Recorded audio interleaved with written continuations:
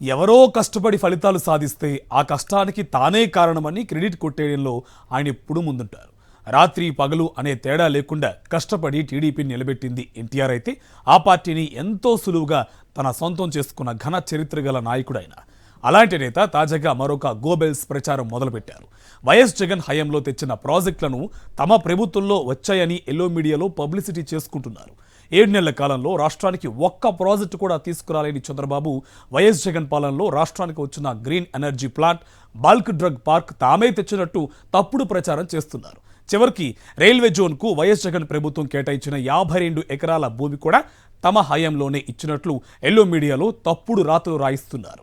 గత వైసీపీ పాలనలో రాష్ట్రానికి భారీ పెట్టుబడులు తేవాలన్న ఉద్దేశంతో నాటి ముఖ్యమంత్రి వైఎస్ జగన్మోహన్ రెడ్డి విశాఖ వేదికగా గ్లోబల్ ఇన్వెస్ట్మెంట్ సదస్సును నిర్వహించారు. ఏయూ ఇంజనీరింగ్ కాలేజీలో 2 రోజుల పాటు ఈ సదస్సును అత్యంత ప్రతిష్టాత్మకంగా నిర్వహించారు. దేశవ్యాప్తంగా ఉన్న పెద్ద పారిశ్రామికవేత్తలు ఈ సదస్సుకు హాజరయ్యారు. ఈ సదస్సు ద్వారా సుమారు 13.5 లక్షల కోట్ల రూపాయల పెట్టుబడులు పెట్టేందుకు పారిశ్రామికవేత్తలు ముందుకు వచ్చారు. అప్పటి ముఖ్యమంత్రి వైఎస్ జగన్ సమక్షంలో ప్రభుత్వంతో ఒప్పందాలు కుదుర్చుకున్నారు.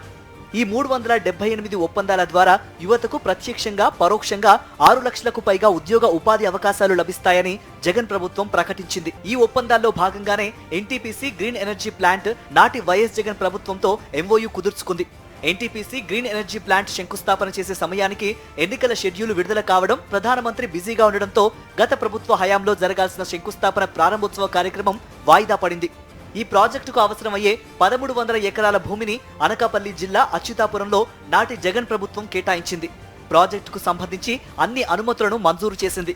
నిజాలు ఈ విధంగా ఉంటే చంద్రబాబు, లోకేష్ వాస్తవాలను వక్రీకరించి గ్రీన్ హైడ్రోజన్ ప్రాజెక్టు తమ ఘనతగా ప్రజలను మభ్యపెడుతున్నారు. వైఎస్ఆర్సీపీ ప్రభుత్వ హయాంలో బల్క్ డ్రగ్ పార్క్ ఆంధ్రప్రదేశ్ రాష్ట్రానికి మంజూరైంది. ఈ బల్క్ డ్రగ్ పార్క్ కోసం దేశంలో 17 రాష్ట్రాలు పోటీ పడితే దక్షిణాది రాష్ట్రాల నుంచి బల్క్ డ్రగ్ పార్క్ సాధించిన ఏకైక రాష్ట్రం ఆంధ్రప్రదేశ్. అప్పట్లో ఈ బల్క్ డ్రగ్ పార్కును టీడీపీ తీవ్రంగా వ్యతిరేకించింది. దాని వలన పర్యావరణానికి తీవ్రమైన విఘాతం కలుగుతుందని కేంద్ర ప్రభుత్వానికి టీడీపీ నేతలు లేఖలు రాశారు. కాకినాడలో మొదట ఈ పార్కును ఏర్పాటు చేయాలని రాష్ట్ర ప్రభుత్వం భావించినా అక్కడ బల్క్ డ్రగ్ ఏర్పాటు చేయడానికి వీలు లేదని స్థానిక టీడీపీ నాయకులు నిరసనలకు దిగారు. దీంతో ఈ పార్కును విశాఖ జిల్లా నక్కపల్లిలో ఏర్పాటు చేయడానికి గత వైసీపీ ప్రభుత్వం నిర్ణయం తీసుకుంది. సుమారు 2000 కోట్ల రూపాయల విలువ చేసే ఈ ప్రాజెక్టుకు 2000 ఎకరాలను నక్కపల్లిలో అప్పటి వైఎస్ఆర్సీపీ ప్రభుత్వం కేటాయించింది. బల్క్ డ్రగ్ పార్క్ ద్వారా రానున్న రోజుల్లో సుమారు 12,000 కోట్ల రూపాయల పెట్టుబడులు వస్తాయని, 50,000 మందికి పైగా ఉద్యోగ ఉపాధి అవకాశాలు లభిస్తాయని అంచనా వేశారు. జగన్ పాలనలో ఈ ప్రాజెక్టును తీవ్రంగా వ్యతిరేకించిన టీడీపీ నేతలు నేడు ఈ ప్రాజెక్టు తామే తెచ్చినట్లు గొప్పలు చెప్పుకుంటున్నారు. ప్రధానమంత్రి నరేంద్ర మోదీ శంకుస్థాపన చేయబోయే రైల్వే జోన్ భవనాలకు సంబంధించి వైఎస్ఆర్సీపీ ప్రభుత్వం 52 ఎకరాలను కేటాయించింది. గత ఏడాది జనవరి నెలలో ఈ భూమిని రైల్వే శాఖకు అప్పగించింది. ఈ భూమిపైన టీడీపీ, బీజేపీ నేతలు గతంలో పదే తప్పుడు ప్రచారం చేశారు.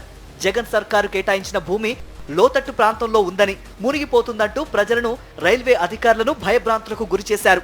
అప్పుడు దుష్ప్రచారం చేసిన కూటమి పార్టీల నేతలు నేడు ప్లేట్ ఫిరాయించారు. గత వైఎస్ఆర్సీపీ ప్రభుత్వం ఇచ్చిన 52 ఎకరాల్లోనే రైల్వే జోన్ భవనాలకు నేడు ప్రధాని నరేంద్ర మోదీ శంకుస్థాపన చేయబోతున్నారు. ఇలా చెప్పుకుంటూ పోతే అనేక ఉదాహరణలున్నాయి. గత వైఎస్ జగన్మోహన్ రెడ్డి పాలనలో తెచ్చిన పరిశ్రమలను, రూపొందించిన విధానాలను, తీసుకున్న నిర్ణయాలను తమవిగా చెప్పుకోవడానికి చంద్రబాబు, లోకేష్, పవన్ కళ్యాణ్ పోటీ పడుతున్నారు.